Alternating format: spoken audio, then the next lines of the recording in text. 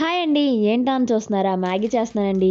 మ్యాగీయే కదా అని అనుకుంటున్నారా? మ్యాగీ ఒక్కొక్కళ్ళు ఒక్కో స్టైల్‌లో చేస్తారు. నా స్టైల్ ఎలా చేస్తానో చూసేయండి.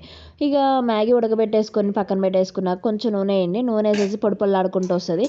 ఇక ఒక కళాయి పెట్టేసి కొంచెం నూనె వేసేసి చిల్లీ వేసేసేయండి. చిల్లీ వేసేసాక ఆనియన్ వేసేసేయండి. ఆనియన్ కూడా వేసేసాక కొంచెం మగ్గాక అప్పుడు క్యారెట్, క్యాప్సికమ్, క్యాబేజీ వేసేసుకోండి. వేసుకున్నాక మగ్గాక అది పచ్చివాసన అంతా పోవాలి. పోయాక ఇక 2 గుడ్లు వేసేసుకోండి. ఇంకా 2 గుడ్లు వేసుకొని బాగా మిక్స్ చేసేసేయండి.